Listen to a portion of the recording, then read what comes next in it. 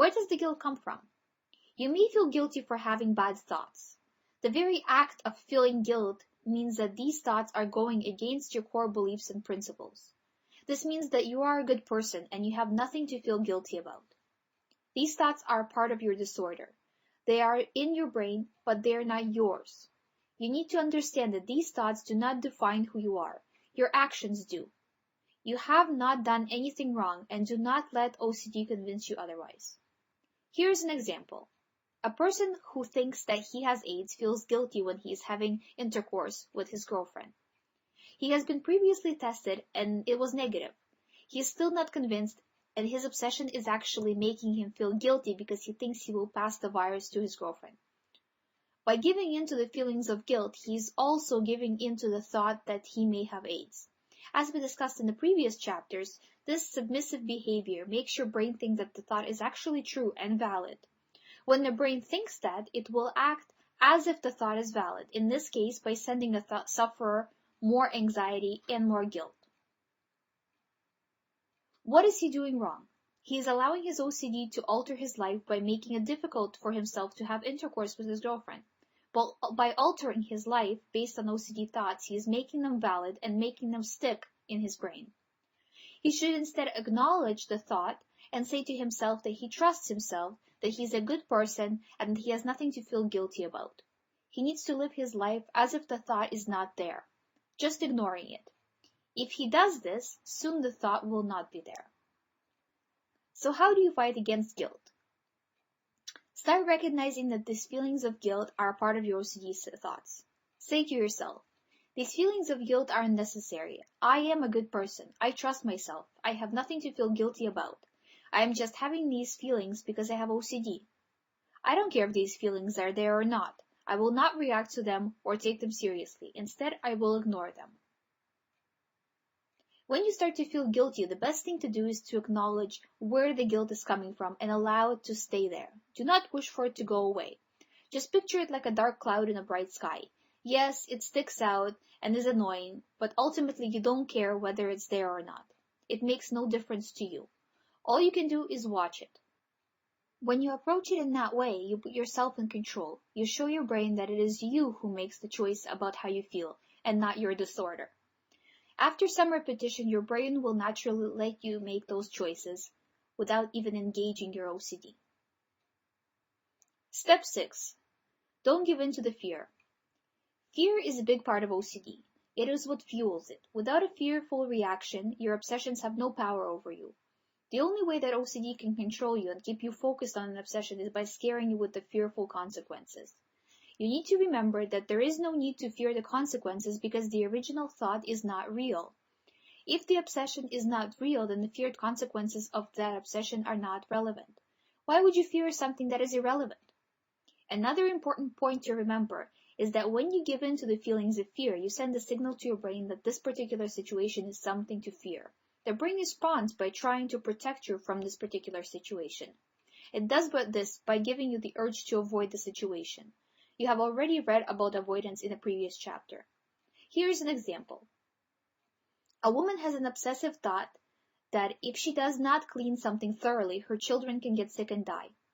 No matter how much she cleans, she can't get over the thought. The fear of her children getting sick is what's driving her to follow this thought.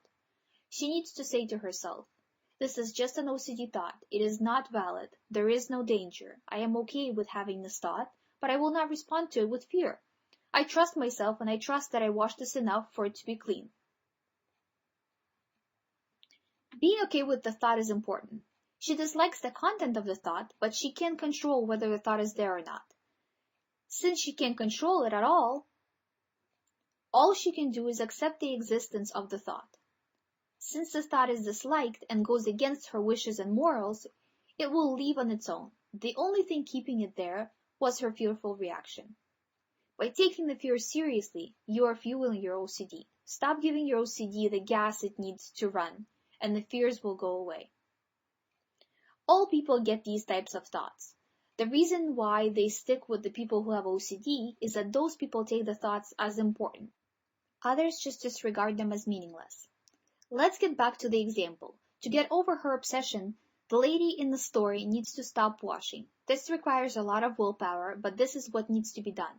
This response is what you should be doing every time OCD sends you fear.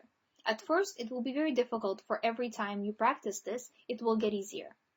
After some time, this response will become second nature to you. When this happens, the brain will stop sending you more fear, and you will be free of OCD. Chapter 4. Daily Guide to Overcoming OCD. For me, whenever I read a book about OCD, it was always difficult to put into practice everything I learned. The ideas were good, but they have never provided a step-by-step guide to beating OCD.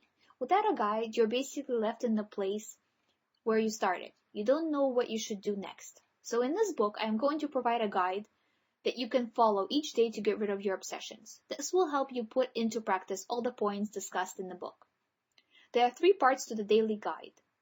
In part 1, we will go over what your daily mindset should be and what you should do whenever you get a thought. I will tell you in detail how to stop an OCD thought before it gets very intense. Part 2 is about the do's and don'ts of OCD, how to avoid common mistakes. It will also show you how to progress faster. Part 3 is the emergency guide for when you are having a very difficult day and you feel like your obsessions have completely taken over. This part is extremely important because now you will have somewhere to turn to when nothing seems to work and you are feeling frustrated. This daily guide should be followed as closely as possible because the points made here is what's going to help you achieve recovery. If you follow it every day, you will notice an immediate difference in your OCD. Part 1. Your new daily mindset. So you wake up in the morning and your first thought is an obsession. First of all, this is completely normal. The fact that your OCD feels worse in the mornings has to do with the fact that serotonin levels are actually at their lowest in the mornings. I don't want to explain the scientific parts of this in detail, as it is not important. What is important is that you now have a distressing thought that you don't know how to deal with. What should you do next? The first thing you should do is get back in control of your breathing. Breathe normally and don't allow your breathing pattern to speed up. While you do this, make yourself smile. Yes, I know that smiling is the last thing you feel like right now, but you must smile. When you smile, you send a signal to your brain saying that you are happy. Do not make a tense smile, just a small smile that not only shows on your face but also projects inwardly like an inner smile. Try it. I promise you will feel immediately better. Do not stay in bed.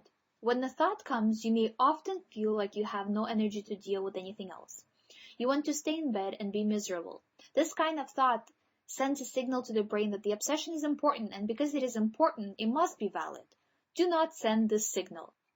Instead, say to yourself, OCD is sending me an obsessive thought, however, it is not real or important, and will not have any effect on how I live my life. Not now, not today, not ever. I trust myself. When you say this to yourself, you may feel immediate doubt over whether or not the thought is actually an OCD thought. That's because it is much easier to not be afraid of the thought if you knew for sure it was not real. Remember the rule from a previous chapter.